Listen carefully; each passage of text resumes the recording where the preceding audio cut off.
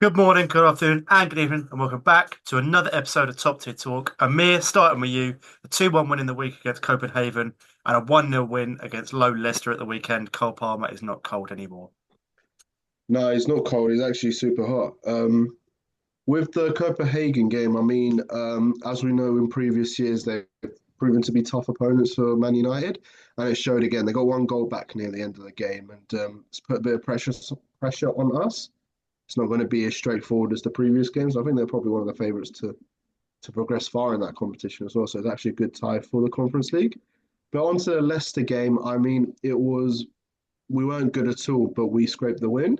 We should be beating Leicester, obviously, no disrespect, but um, yeah, the manner it was. The Cucurella goal was fantastic. I think he's been one of our key players this season. But Cole Palmer, absolutely low on confidence, missing the penalties. His first penalties missed in his career. I think Yaya Toure has the best percentage of penalties in the league now. Um, yeah, he just needs his confidence. But I thought it wasn't a good decision to take him off, though. I think now he's got in his head, but I think he'll start against Copenhagen. But he's got in his head now that missed a penalty, he got taken off. I don't know how good that is for his confidence. I would have given him the full 90 and potentially maybe even tried to see if he could get another goal or an assist. But I don't know if he's resting him for Thursday or what. Cucurella was really good, and Kunku not too bothered. Not really trying. I think he's on his way out. But all in all, just good to be back in the top four, and hopefully we can do a job on Arsenal and secure top four. You Maresca in or So, out? in, in. Didn't know if that had changed over the course of a week. We I didn't change suppose. last. Well, no, as in, yeah, that's what I'm saying. I didn't Would know whether surprise me as a it Chelsea fan. They changed. always want their manager out. No, we want success, Elliot. So when we know the manager should leave, and then we get success afterwards, like these ball winners. Is it? Hopefully, you can learn it one day. Yeah. Okay. Yeah. You're right. Um, yeah, no, good to be back in the top four. Man City losing helped us quite a lot as well. And yeah, let's hopefully we can get top. Let's hope we can get top four and win the Conference League. Amir, I wanted to touch on your Copenhagen game very quickly. I know obviously you still won against them, which is still a good result for you guys. But do you reckon that goal at the end maybe would have helped them in the next Yeah, leg? as I said, it's a bit of pressure on us because it's a bit more of a like an opportunity to come back If they into score it. first, the game's back on. Goings back on, absolutely. There's no way goals either, which probably helps us. But no, I expect us to win, especially at home. But it does definitely put pressure on us, more pressure than probably we should. We should have probably just gone 2-0 and it would have been a bit more of a like a like coasting. Comfortable. But Yeah. speaking of comfortable European games, Elliot, you are here, and Arsenal through to the next round 7-1. Well, I mean, there's still the second leg to play, but let's be honest, you're through. Yeah, no, you're 100% right. It was a weird game that, to be fair, because I remember when we were going through it with each other before, we were basically saying I was saying I'd be happy with a draw after the game that we obviously we keep drawing and everything like that. So by the looks of our attacks, I'd be hoping for something like a draw or even like a 1-0 or 2-0 win against PSV. But we came out and absolutely battered them. I guess obviously that's a big help on our part for them playing absolutely terribly. They played so bad. I don't know what happened to them in that game, but their midfield was non-existent. Their back line was just open. Everything just seemed a lot easier than like when we've played in the Premier League. So it's probably easier to break down and get 7 goals. But yeah, no, comfortable win. So it'll be nice to see if we play like the likes of some fringe players on Wednesday tomorrow to see if they can get some game time in the Champions League, because why not? It's pretty much we're set in stone that we're through. But yeah, look, it's comfortable. It's nice to see that we can try and continue our kind of mojo in the Champions League. I'm hoping because obviously Martinelli, I believe, came on at the weekend, so we have him coming back now, which is good. Hopefully Saka can follow suit as well, so then we have two attackers back and we can leech Trossard up top as well, which is quite nice. But I guess obviously onto the main point of talk, which will obviously come on to Chavez as well, will be the Arsenal United game 1-1.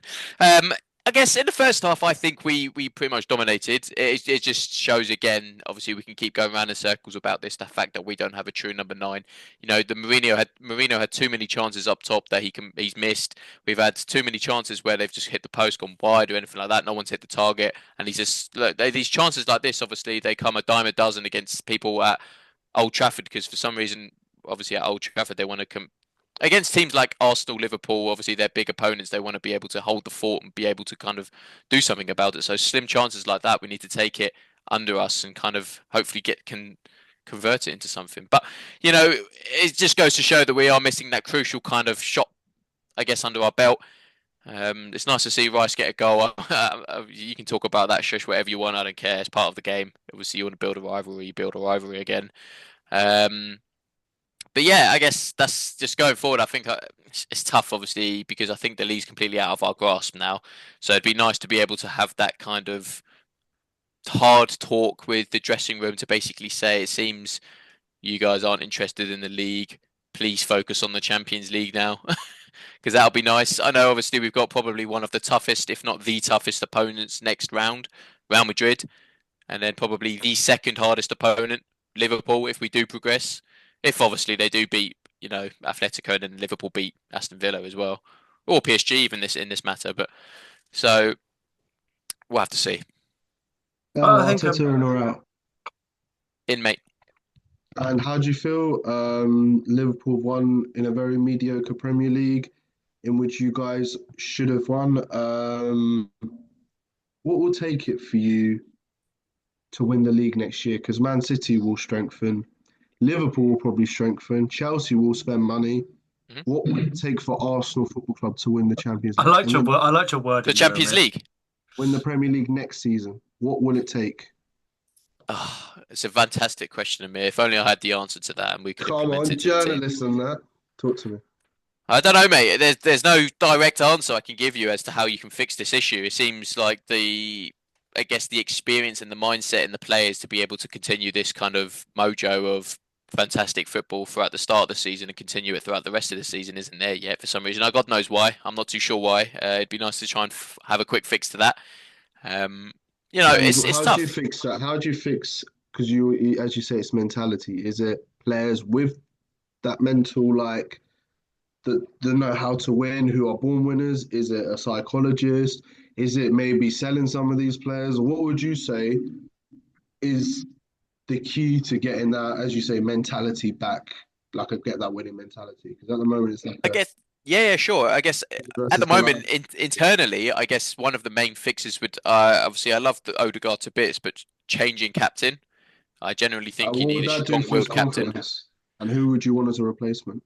Unfortunately, at this moment in time, you have to kind of take the bigger picture into action and kind of just basically see that as the case of. Unfortunately, yes, it might knock Odegaard's confidence, but unfortunately, we need that kind of stern character in charge, like the likes of Gabriel or Rice in the midfield, to be able to kind of lead this team and be able to shout at the players and basically command them to do what they're doing. I know you might say like, "Oh, Odegaard does that." I mean, not really. He's not kind of like that big character that you think he's a fucking unit. He can not necessarily a unit, but he's a. Do you know what I mean? A guy like I just go, whoa, like do what he says. So Oh, maybe Gabriel, yeah. 2 seasons ago you got 84 points, and then last season you got 89. This year the maximum you can get is 85. So like without anything even happening, you've regressed in the league. Yeah. What's the one thing, if you were to blame one thing, what's the biggest factor that's led to that this season? It can be anything. It can be a player, it can be a manager, it can be board, it can be injuries. What's like that? What is that thing that you'll look back on and say, actually, that's why we lost out and went backwards? Lack of attack force in the later seasons of the So season. bored then. So Yeah, bored because compared to Claudia. last season, well, you've scored less obviously this season, but was have you sold? You haven't sold anyone. You still have the same We attack. we got rid of a lot of our attack. We got rid of Nketiah, Reece Nelson. I know obviously they're not strikers, but Nketiah, or Nketiah is, but Reece Nelson, Smith Rowe, and we kind of just didn't replace them. We just basically said, "Oh, okay, that'll do." And you got Raheem Sterling in, you got He's not an Calafiori, attacker. He's a fraud, blood. you got He doesn't even Mourinho play. in, Yeah, he's you got just What's Trent that about? Alexander-Arnold. Why did Tierney come on as like a left winger and Sterling just stayed on the bench? Well, Difficult. I mean, it's pretty common sense as to why that happened. It just goes to show that Arteta has more trust in Kieran Tierney to play left wing and having a chance at goal than he does Raheem Sterling. Do you know? Mm, fair enough. So I think Guys, I guess we ask this pretty much every week, Elliot. Do you think a striker, like for example, Isak was thrown around? If you sign Isak, do you think you win the league next year? I don't know. I If he, can't if answer that. hypothetically, if he comes into your side and he scores the 20 goals that he's got already this season or whatever he's on, and do you think you win the league? Hope so. Yeah, probably. Why not? Because then, but I guess obviously we're dealt a bad hand as well with injuries. You know, one of our world-class players has been injured with a hamstring injury. I'm hoping it doesn't become a recurring one like Reece James. You know, I know he's still pretty good at left wing. Martinelli, he got injured with a hamstring injury. We had Ben White with an injury. I mean, Tommy Tomiyasu has been out for fucking like donkey's years. I don't know where he's gone. Yeah. You know, we had I don't know. We've just had like these annoying little like injuries for our big players that we kind of haven't had our set 11 for most of the games. And I guess it's a case of like being able to have that strong head in charge to basically say prioritize like Premier League and Champions League, FA Cup, play the players that you generally think are capable of doing it. And you know, I guess with the FA Cup and the Carabao Cup, you just kind of want to play those players that deserve a chance who might get a call up if they get the actual minutes under their belt. Do you know, Dan, the one thing for sure, they would have won it, like not won it, but they would have definitely been a much tighter race this season if they had Isaac. Yeah. It was so logical to Yeah. get not someone. even Next Isak. season, next season we don't Like, even know because the like Man City could be fully firing. Then it might not Yeah. even be enough. I Isak. even said this, it was like in our transfer, I said, even if we signed like, what you did, Shootivez, but you remember when you signed like Weghorst or Igalo, like a striker, just someone Just a for six striker. months, Xerxia. I think just a Xerxia, he's six not even a month goal scorer. win like loan, just someone to just do a job for 6 months, pay his wage, who cares? Like it's only 1 million There or was something like one that. But no, obvious we haven't. candidate out there who was like edging to move to a top five league, who no one went for, and that was Osimhen. Yeah, Yeah. Like that was it. And yeah, I no, you're think right. it's quite like a little bit showing that Edu left his job at Arsenal because it looked like before he had like quite a tight relationship with the Cronkies and Arteta. So something must have happened for him I'm to not leave. sure. Yeah, And I think you're that's right. obviously, I don't know if it was like, it's something with FFP or something why you guys can't sign a striker. Maybe there is a reason behind it. Maybe the profile Arteta's looking for. Maybe there was clashes or conflicts. There's got to be a reason why Edu left, like an Arsenal, ex-Arsenal player, not legend, but like a great player for Arsenal was like left. Agreed. 100% agree with that. There's got to be there's something that we don't know as to why he's left. We haven't got anyone in, and we haven't been doing anything basically. Because he's We've brought in offsetting like, if not yeah, almost. he's known to bring in like your top players of recent years. He's brought them in the Rice and stuff. So there's got Agreed. to be Yeah, something there. agreed. Chavez, moving on to you. A 1-1 draw in Europe and in the league, obviously, as we've discussed with Elliot with Arsenal. Yeah. So quick. How's that funny? I mean, that's a successful week for us. I thought we actually had two not so I said it wasn't bad on Thursday. Defensively, we were good. It was okay. Like, it wasn't, but having a not bad performance right now is a big thing for us because we play quite badly. Sociedad was slow. I don't know if that's just Spanish football, but because of that, Casemiro was at his peak. He loved the game, the pace of the game. He was in control. He's had three very good performances. And then we scored. Xerxes actually scored a goal, and I couldn't believe it. It was an open play, normal goal from a striker, and we actually the reason why we actually lost wasn't a defensive problem. It was Bruno jumped for a corner, and you know when you jump, you have to use your arms. We all play football. It hit his arm, and it was a penalty. I'm not entirely sure what he could have done, but those are the UEFA handball rules, so he drew. Going on to Sunday, another game, which the game was just slow, dry, and that's probably why you get into Casemiro just excelling because the pace was slow. Um, the difference we had in this game was Amram's in the big games, instead of sort of pushing the fullbacks up, he's telling them stay back. We play a 5-4-1 and we're deeper. He said it's not a long-term plan, but it's just an adjustment he does against bigger opposition. So that's why defensively, El might have been a bit surprised that we looked quite good, considering we're not that great right now. So yeah, and then Bruno, it's just classic. I mean, I think Bruno's secretly having one, maybe his best season at the club. I know numbers wise it might not be up there, but in a season where we've actually been quite shocking, he's just gone the complete opposite way. And I think I mentioned that if Bruno or Ahmad got injured, our season might be in trouble and the other would have to step up. Since Ahmad's got injured, Bruno's been absolutely outstanding, nothing short of it. He's a great example of a captain. Everything about him is good. I don't get why he gets criticism. He's above criticism for me. But yeah, so and this game also, not to mention too much on Arsenal players, I thought this game showed you the difference between Bruno and Odegaard. Odegaard is quite a luxury player. He needs to be in the right setting to excel. Bruno's more of a warrior, and he is more good with adversity, I would say. And if you swap the two roles there, Odegaard would not change where we are. Bruno would definitely. I think.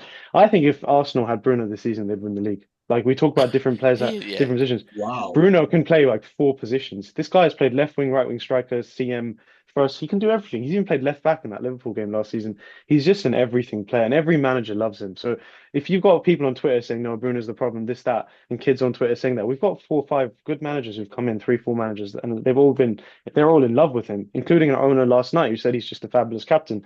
And he's the only player he praised last night when he put down quite a few, saying they're overpaid. So it's just a dream come true player to have. And that's who I really wanted to focus on after that game because there's not much else to really talk about. It's a dead rubber game. The only thing that made that game interesting was our halftime record was on the line, or else it was just is what it is. We laugh, we watch, we enjoy what we see, the comedy of Hoyland when he gets the ball. Oh, you got to see it today, yesterday. Hoyland, he was in for a shot and he didn't even take the shot away. And then we Yeah, had I know he another fell chance over. after that. He is so short of confidence. It's unbelievable. And it's just a shame because at his age, it'd be such a nice luxury to have like an older striker to have an arm around his shoulder. I'm not making an excuse for him, by the way. He's been shit this season, but you just don't want someone like that playing at the moment. But the only other option is like 17-year-old Chido. So like he's forced to play. He has to play, and he's just when you're forced to play and you know you're going to play badly, his confidence is shot. So the next game's biggest of our season. Real Sociedad. We have to win if we want to get in the Champions League. We don't deserve to be in it, but our season from Thursday, I could be very depressed next week because our season will be over if we lose on Thursday because then we've got nothing to play for. Uh, I think it's obviously you're not getting any European football through the league. So as Elliot said, Yeah. Arsenal season essentially hinges on Europe. Again, I know Chelsea are in the top four, but you said that you obviously want to win that trophy. Not your season hinges on it, whereas obviously Chavez yours quite literally does now. It's the only thing that will Well, get it you should win into. it. Yeah, it's the only thing that will get United. I mean, Not a I mean, successful season by any means, but it will give them like ammunition to push on. And obviously they'll have Champions League football next season. Da, da, da, do you know what I mean? So. Shabazz, I want to very quickly talk about the interview that was released Hmm. yesterday. What was your overall thoughts on the interview, the way Sir Jim Radcliffe, like kind of just Yeah, acted so to I get watched into the whole that? thing because I saw a lot of opinions on Twitter before watching it, and people interpret things differently. I thought it was very nice to have someone talk so openly about the club because we don't even get that from higher up.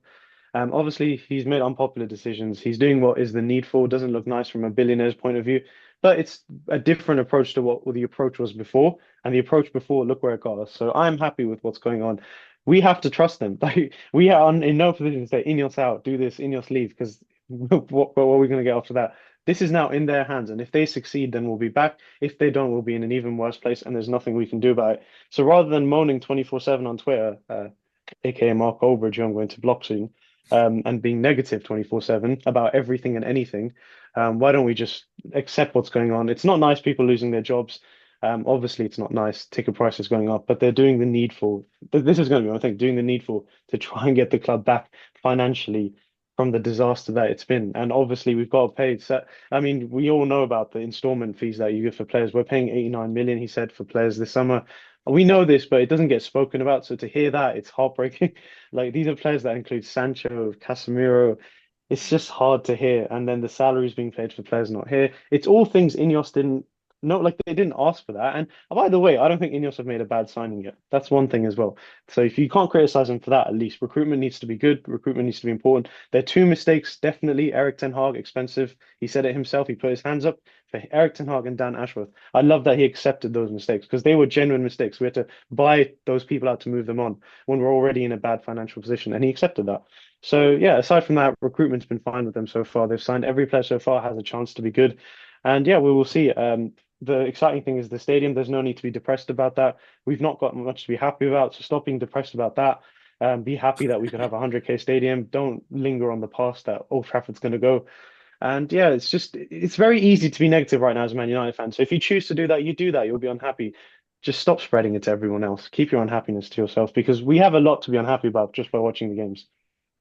I think that does And bring as us. Oh, someone who's been suffering watching United win so much, Hmm?